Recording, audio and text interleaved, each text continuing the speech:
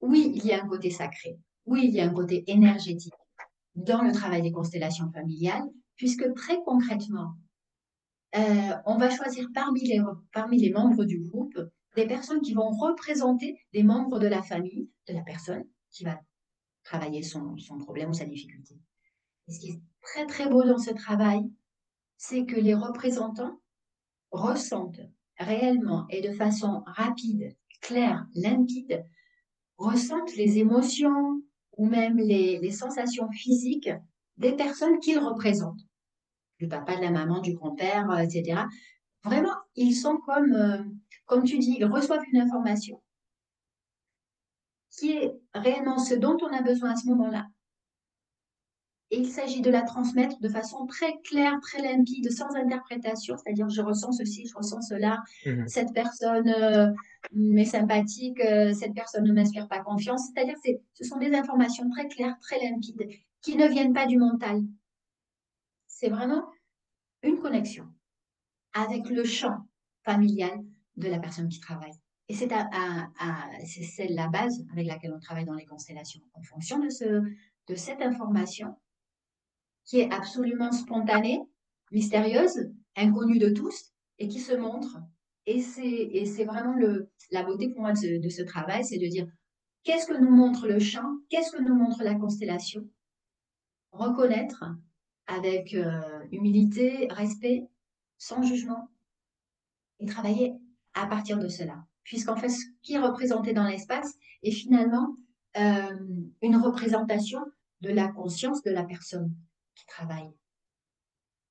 Et donc, en travaillant et en modifiant ou en réordonnant, euh, j'ai bien dit, oui, Réordonner, oui, c'est ça, correct. réordonner, c'est ça, en remettant de l'ordre dans le système familial, automatiquement, la personne qui travaille reçoit est impactée par ce changement énergétique de ces liens et directement, cela l'impacte à cette personne.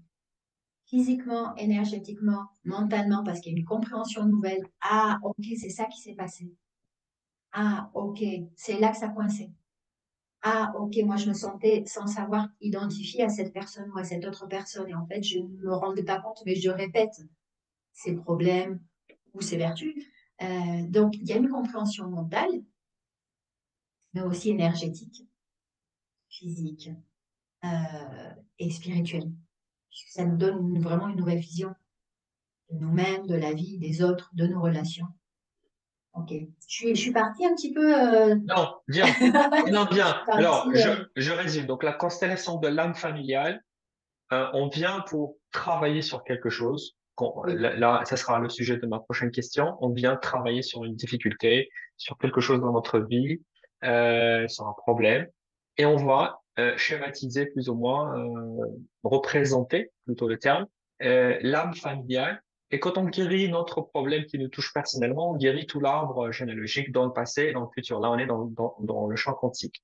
Et cela, comment on se Mhm. fait? En réorganisant, rééquilibrant dans le sens appartenance, donc là je suis en train de lire, donc les règles qui ont été perçues dans toutes les familles ou dans les archétypes familiaux, c'est donc on a la loi d'appartenance, donc respecter l'appartenance de chacun qui est membre de la famille, l'ordre, la hiérarchie, donc où les générations les plus âgées ont présence sur les plus jeunes, l'équilibre entre donner et recevoir, la loi de la reconnaissance, la loi de l'acceptation, la loi du destin. Là, on va pas aller dans trop de technique, mais on va répondre à la question clé. Pourquoi on vient consteller? Alors, je vais pas dire non, j'ai un problème avec ma maman, c'est la famille, ou avec mon frère, je viens consteller. Non, c'est beaucoup plus que ça. C'est au-delà de notre perception mentale, du lien physique direct. J'ai un problème au travail, j'ai un problème avec ma femme, j'ai un problème de santé. Tout est lié aux constellations familiales au final. Donc